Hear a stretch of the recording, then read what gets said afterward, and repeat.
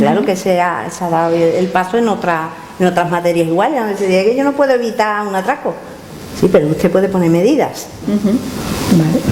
Pues muchas gracias por las respuestas. Y ya si nadie quiere hacer otras preguntas, seguimos adelante con la jornada. La tercera ponencia se llama Herramientas para abordar el ciberacoso en el trabajo, factores de riesgos y mecanismos de prevención. Va a ser Mercedes Barea la que nos va a ilustrar con su conocimiento sobre esta materia. Mercedes es coordinadora del área jurídica de A4Health. Es licenciada en Derecho, tiene formación complementaria en sistemas de resolución extrajudicial de conflictos y mediación, es una abogada en ejercicio desde el año 2000, pertenece al Colegio de Abogados de Sevilla y en el 2013 entró a formar parte del equipo A4Health, que si no me expreso bien es una de las primeras consultoras que ha introducido la gestión de riesgos psicosociales y el tema, en este caso, que nos ocupa, salud mental en el trabajo. Bueno, desde el área jurídica realiza asesoramiento técnico y jurídico para servicios de prevención en esta materia y numerosos procesos de diagnóstico en situaciones de violencia y acoso en el trabajo. Imparte formación y sensibilización en materia de gestión de conflictos y violencia y acoso en el trabajo. Además lleva a cabo revisión e implantación de protocolos de acoso y de gestión de conflictos, así como la instrucción y elaboración de informes en procedimientos de investigación interna en esta materia. Sin más, Mercedes, cuando quieras.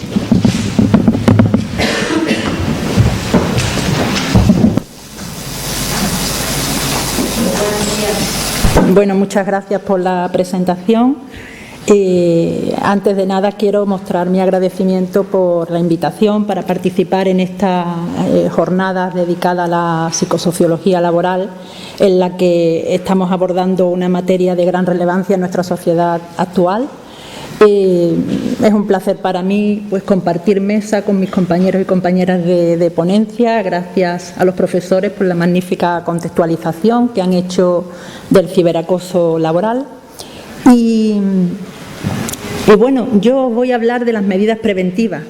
Ya estamos viendo la dificultad que tiene abordar esta materia desde la prevención primaria, ¿no? Debemos abordarla desde los 3 niveles de intervención, es lo que hemos dicho, sí, tenemos los procedimientos incluidos en los protocolos para reaccionar contra esas conductas cuando ya se producen, pero lo importante es la prevención primaria, es decir, qué medidas podemos establecer antes de que surjan esas conductas.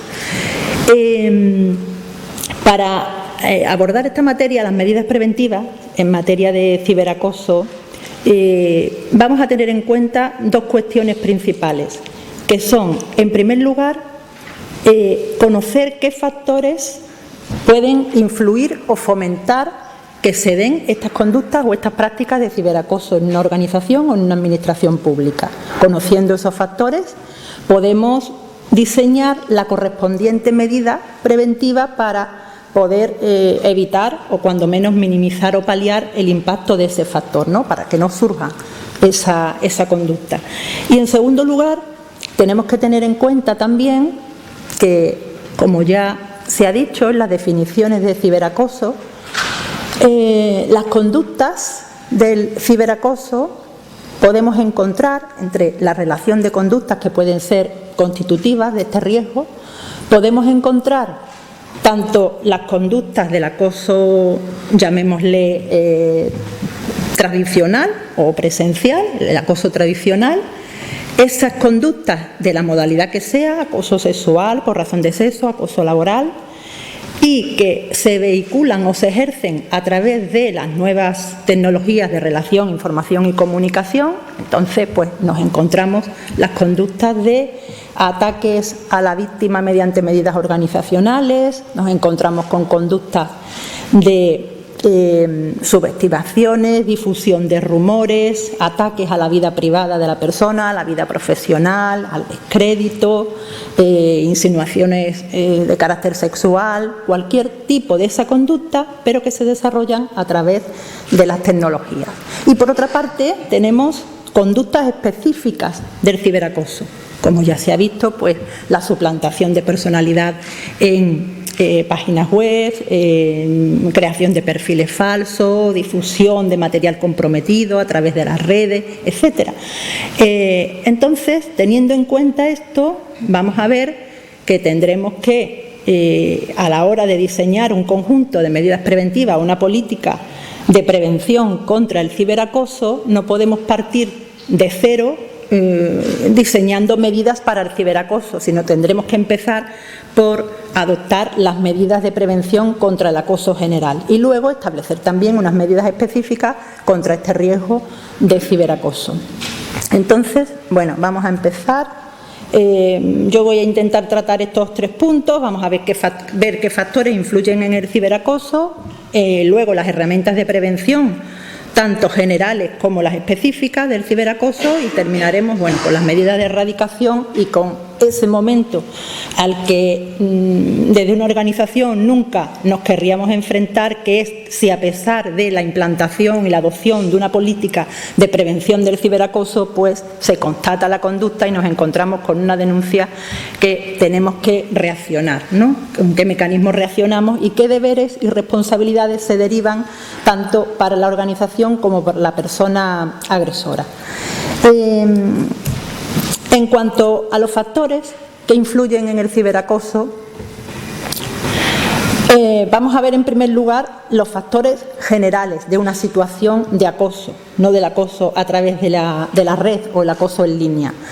Y sabemos por estudios estadísticos, antes decía el profesor que nosotros no somos de estadísticas, pero bueno, yo aquí voy a citar estadísticas y parece que el acoso tradicional está ligado a empresas que cuentan con una deficiente organización del trabajo, en las que no se tiene en cuenta el factor humano, empresas que no disponen de un buen modelo de resolución o de gestión de conflictos.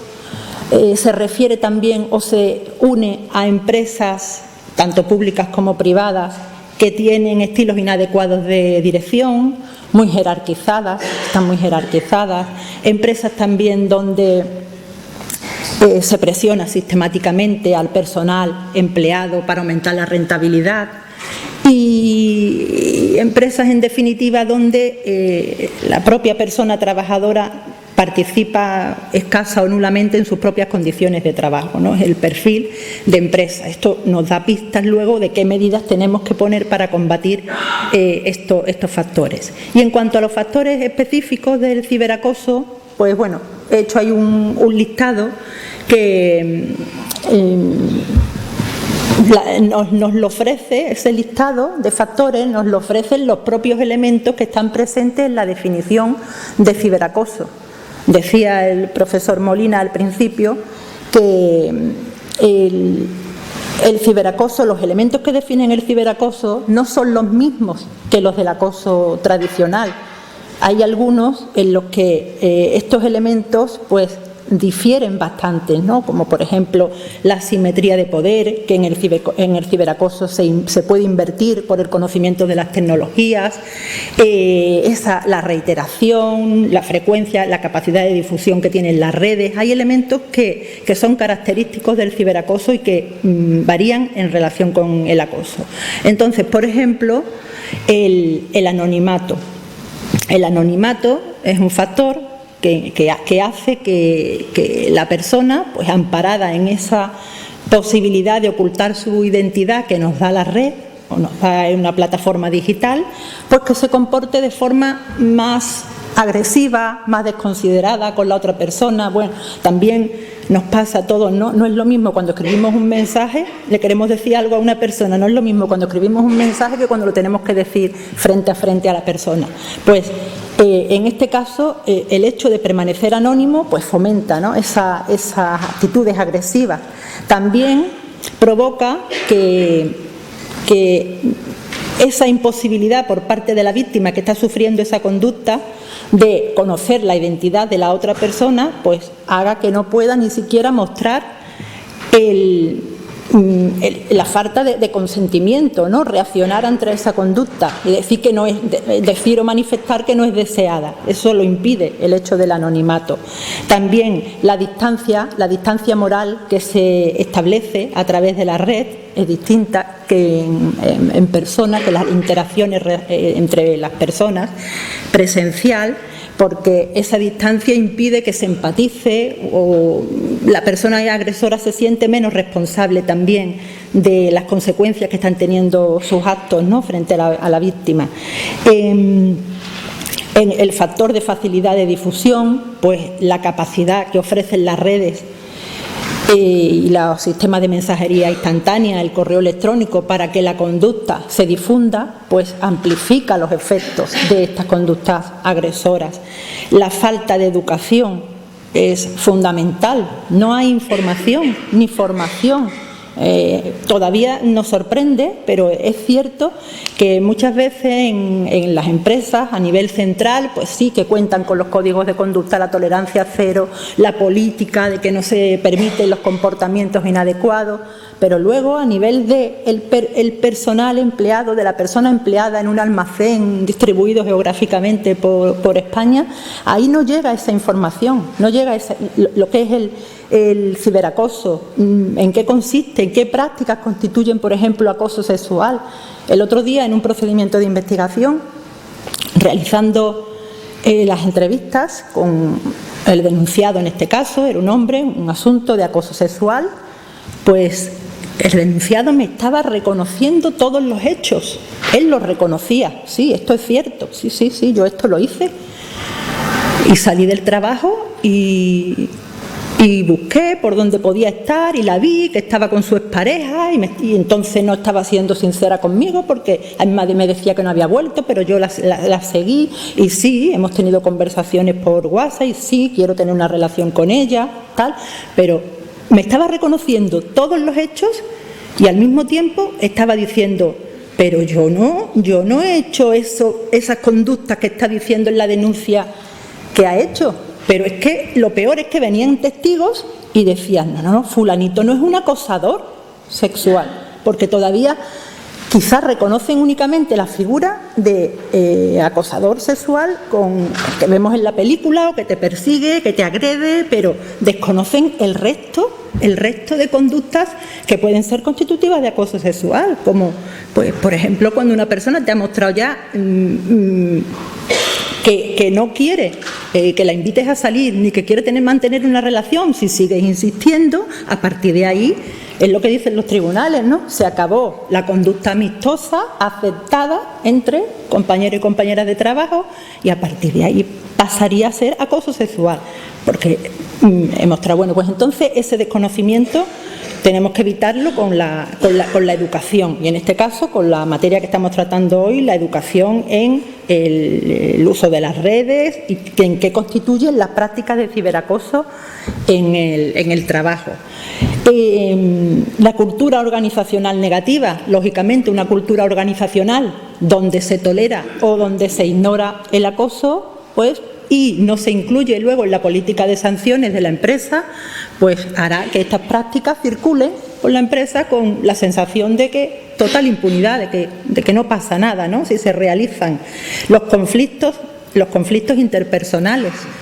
Aquí, pues cualquier roce, cualquier discusión, cualquier discrepancia entre compañeros y compañeras de trabajo, pues puede llevar a que se utilice este medio, el de las tecnologías, el de las redes sociales, el de la mensajería instantánea, pues para agredir, para mantener ese conflicto que se tiene abierto. Las diferencias de poder, decíamos, en los factores generales que en entornos muy jerarquizados, cuando hay ambientes de trabajo en el que las diferencias jerárquicas están muy presentes, pues es cierto que se puede exacerbar el ciberacoso porque en un momento determinado la persona víctima de esta situación pues puede sentirse vulnerable a la hora de denunciar contra otra persona o a otra persona que considera que tiene mucho más poder en la empresa. La cultura de competitividad extrema, también pues, puede hacer que se utilicen estas prácticas para ganar ventaja a la otra persona. Y bueno, aislamiento social también después de la pandemia, fruto de la pandemia, del teletrabajo, también puede hacer que la persona en estas condiciones de trabajo aislada pues, sea más vulnerable a estas conductas de ciberacoso, y que cuente también con menos apoyo de compañeros y compañeras de trabajo en este sentido. Seguramente habrá muchos más factores que surgirán dependiendo, como decía también la profesora Igartua, de los sectores de actividad. En cada sector de actividad habrá unos factores distintos que habrá que evaluar. En cuanto a las medidas de prevención, como hemos dicho, vamos a empezar por las medidas generales, las medidas para prevenir el acoso y desciendo un nivel más, para prevenir el conflicto, porque sabemos que una situación de acoso generalmente comienza con un conflicto que no se gestiona adecuadamente, no se resuelve, se estigmatiza, se enquista y puede pasar a transformarse en una situación de acoso, ¿no? Generalmente un conflicto que perdura en el tiempo y que no se ha gestionado adecuadamente, pues es un caldo de cultivo para que se dé una situación de acoso. Entonces, las medidas preventivas desde la prevención primaria deben ir dirigidas a impedir o a evitar que surja ni siquiera ese conflicto, y por ende así evitaremos que un número determinado de esos conflictos se transformen en una situación de acoso. A mí me gusta decir que una buena prevención del acoso y del conflicto se basa en 3 pilares fundamentales, que son los 3 puntos que he puesto ahí.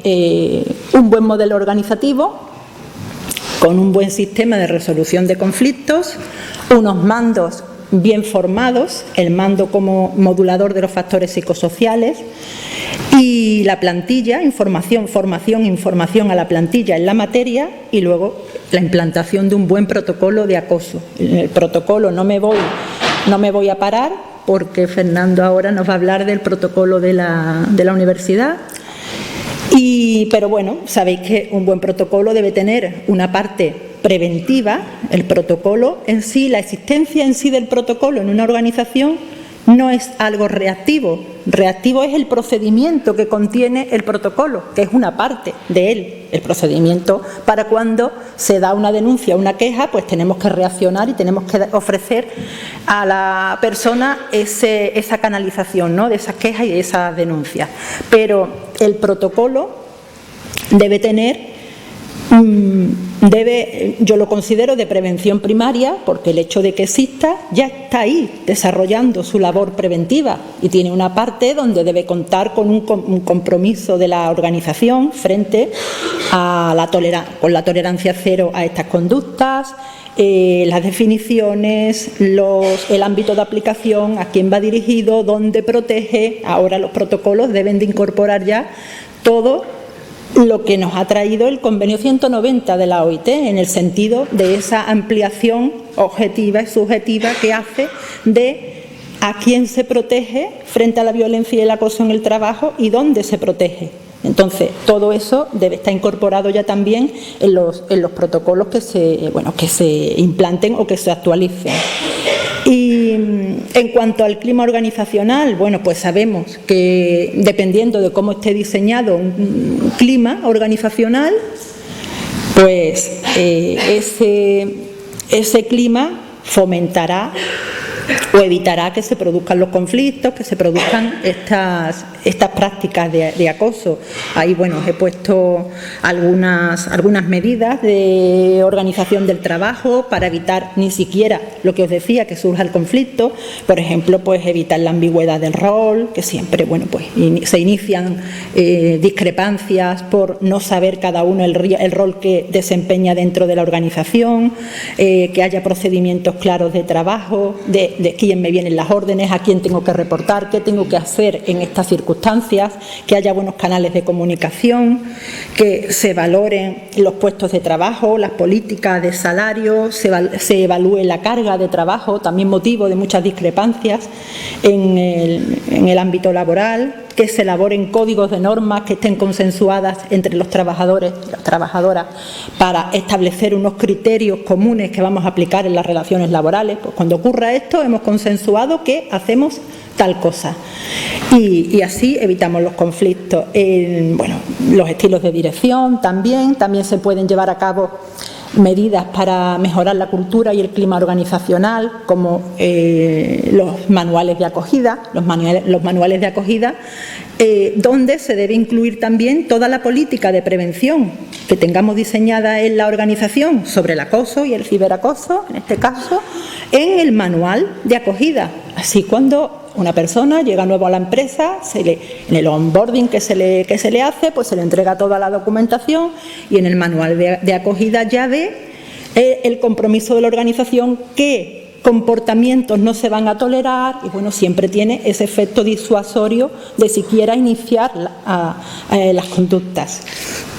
En cuanto a la formación y la información, pues bueno, lo que hemos dicho es una medida básica. Toda la plantilla formada en esta materia, pero sobre todo lo que os decía, unos mandos bien formados, pues que sepan identificar las situaciones a nivel de su equipo, sepan cómo intervenir, formados en gestión de conflictos, en técnicas de mediación, en prevención del acoso, sepan diferenciar cuándo es un conflicto y cuándo es una situación que puede ser constitutiva de acoso. Es fundamental la formación. Y bueno, y ahora veremos en la medida específica la formación para los casos de ciberacoso. Esto en cuanto a medidas generales. Y en cuanto a medidas específicas, pues bueno, también partimos de una norma básica, que es obvia, pero es el respeto, promocionar el respeto, ¿no? Tanto en las interacciones que hacen los trabajadores y las trabajadoras en persona o en línea, y el compromiso de tolerancia cero frente a comportamientos inadecuados. Establecer también una política, lo hemos dicho ya antes, de uso razonable de la tecnología, educar en redes cómo se van a utilizar esas redes, esa tecnología, formación y concienciación sobre esta materia, sobre las redes sociales, Internet, sobre la política de privacidad. Sobre todo, hay que dar formación e información sobre protección de datos personales, cómo proteger el personal, sus claves, sus contraseñas de correo electrónico, sus contraseñas de redes, aprender esa política de privacidad. La supervisión y el monitoreo, también lo apuntaste tú antes, Cristóbal, sería, claro, lo ideal poder supervisar y hacer un monitoreo periódico y detectar, desde la prevención primaria, detectar si se están produciendo algunas conductas que la empresa no va a tolerar y que ya van por el camino de realizar un tipo de ataque o de agresión a través de ese medio hacia otro compañero o otra compañera de trabajo. Aquí, ¿qué es lo que ocurre?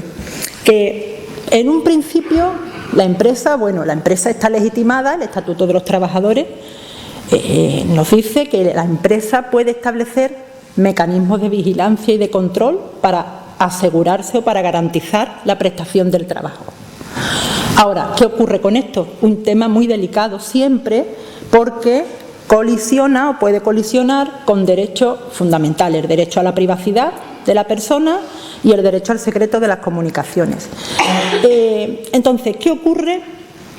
Por ejemplo, en relación con el correo electrónico corporativo. Es un medio de comunicación que facilita la empresa al empleado. ¿Puede acceder a él libremente? Pues aquí se ha pronunciado el Tribunal Supremo, tras una sentencia del Tribunal Europeo, en el que nos dice que sí, que puede acceder al correo corporativo, pero siempre que se haga con unas garantías. Y nos pone como 3 requisitos. Primero nos dice que tiene que haber un indicio sólido o una sospecha fuerte de que alguien está haciendo un uso ilegítimo a través de ese correo. Pues en este caso, en el caso que estamos hoy analizando, pues sería esa comunicación de alguien de la plantilla que nos comunica que de otra persona pues que está recibiendo esos ataques a través del correo electrónico, por ejemplo, del correo electrónico corporativo, ¿no? Tenemos ya el indicio. Pero no solo eso, con el indicio no solo ya puedo acceder al correo y monitorearlo y revisarlo, sino que previamente tengo que tener una política implantada en la empresa, una política o bien en un convenio colectivo al que esté vinculado, porque hay una sentencia que sí que cita que en el convenio colectivo se hacía constar esto, puede ser por un convenio colectivo, puede ser por un protocolo interno de la empresa, por un código de normas, de conducta, donde establezca la empresa que en qué condiciones y con qué criterios va a acceder al correo corporativo, a esos medios de comunicación que facilita la empresa. Y ahí debe expresar o debe explicar claramente lo que nos dice el Supremo, si autoriza a la utilización del correo corporativo para otros fines que no sean estrictamente laborales. Si se da también esa circunstancia. Y luego, como tercer requisito, que la empresa informe a la plantilla de que va a acceder al correo electrónico. Y hay una sentencia pues que confirma, una sentencia del Supremo que confirma una sanción de un despido a un trabajador, admitiendo la prueba de ese acceso al correo electrónico frente a la vulneración del derecho a la privacidad y el secreto de las comunicaciones que había alegado el trabajador en este caso.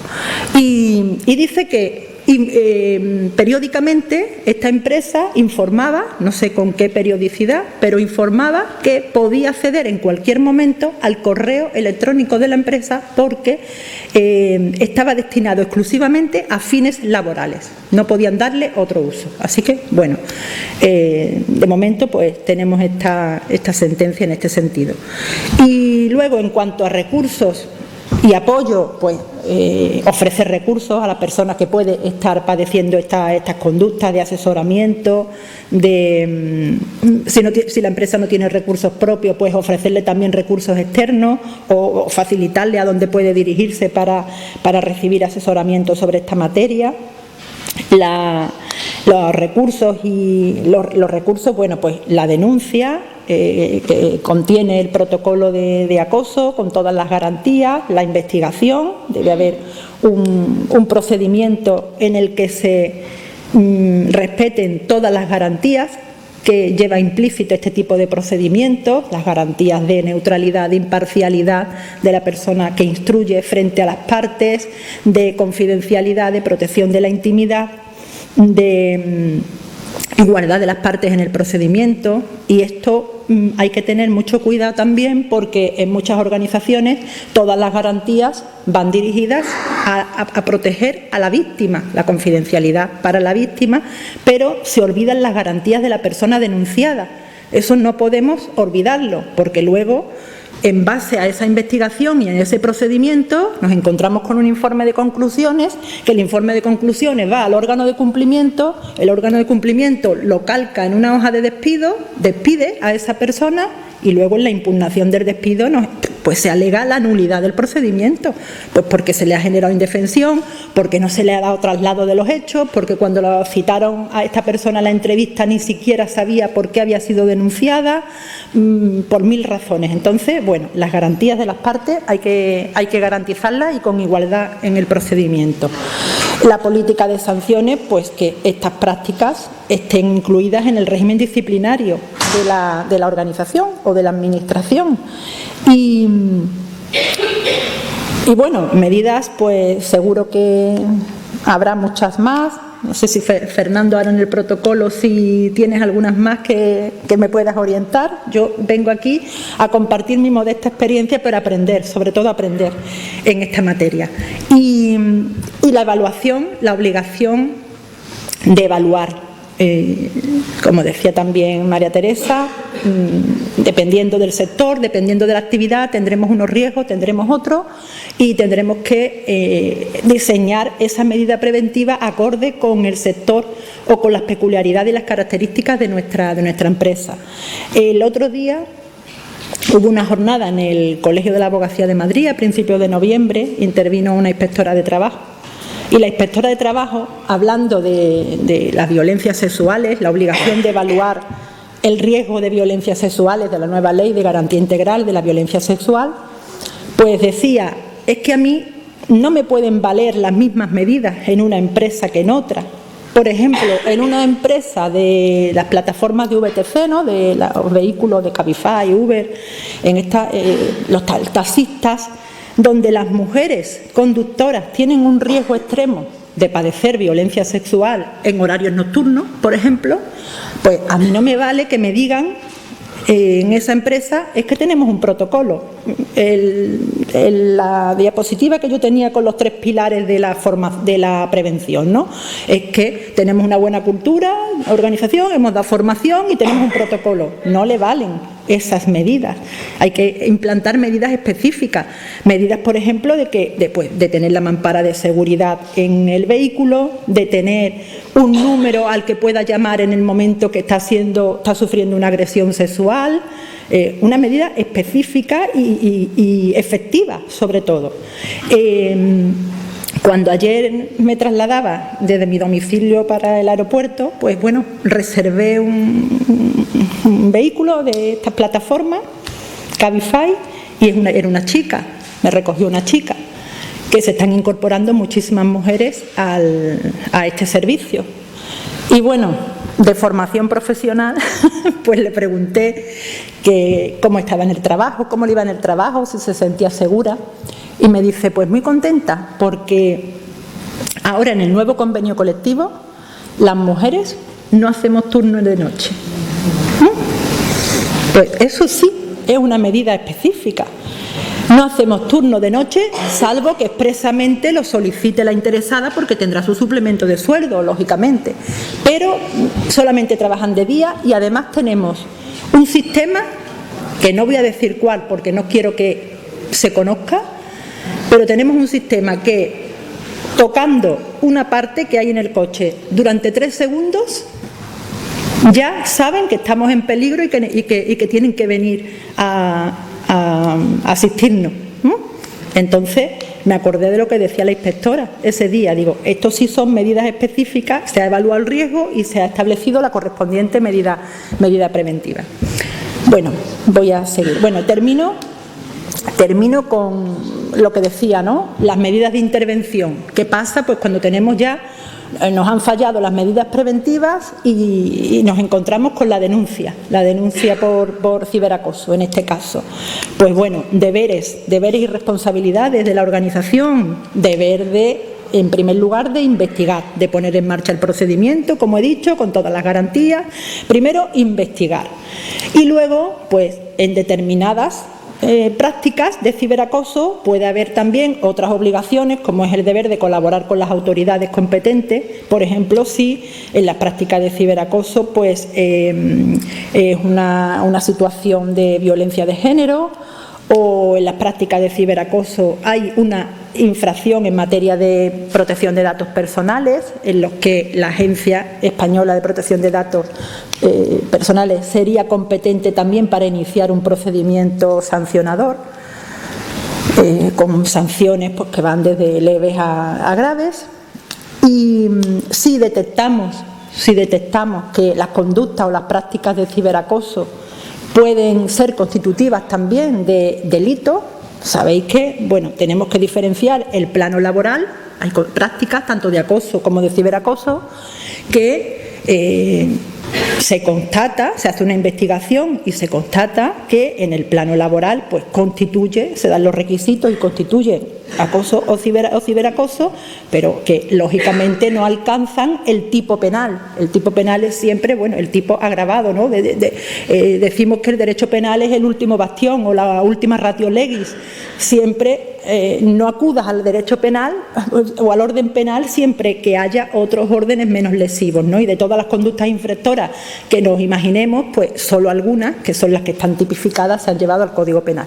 Con esto quiero decir que cuando en la investigación, la organización detecte que esas conductas puede haber indicios de que son constitutivas de delito, pues tienen la obligación de dar traslado pues a Fiscalía también para que inicie sus diligencias, emita su informe, lo puede archivar o puede iniciar las actuaciones, pero cumplimos con esa obligación. En el plano laboral, bueno, pues la comisión o el comité de investigación de acoso termina con un informe de conclusiones donde se constata la situación de acoso, de ciberacoso, y pues dar traslado al órgano de cumplimiento, como decía antes, para que se inicie el procedimiento disciplinario. Muchas veces también se confunden en los protocolos que parece, cuando hacemos las capacitaciones técnicas, los miembros de la comisión ponemos los casos prácticos, venga, ¿qué haríais aquí en este asunto? Generalmente le damos hechos probados que son de sentencias para que vean luego cómo lo resolvieron los tribunales, y aquí despido, aquí tal medida. Tenemos que separar. El protocolo de violencia es un instrumento preventivo, no es sancionador, es únicamente preventivo, y se hace una investigación donde se concluye si hay indicios de ciberacoso, si no hay indicios, si se detecta cualquier otra falta, que habrá que adoptar también otras medidas. Pero una vez que están las conclusiones, entonces, si se constata la situación, es cuando tendremos que dar traslado al órgano de cumplimiento, que iniciará un procedimiento disciplinario con las garantías de un procedimiento disciplinario. Y bueno, y quiero terminar con unas recomendaciones que citaste tú también antes, Cristóbal, de la Agencia de Protección de Datos Personales, que nos pide que cuando en las prácticas de ciberacoso se da una infracción de datos personales, que menoscabe pues ese derecho a la protección de datos personales, que se haga por la parte de las organizaciones la suficiente difusión y se le dé la publicidad, que creo que no se conoce lo bastante, de dos canales de los que dispone la agencia.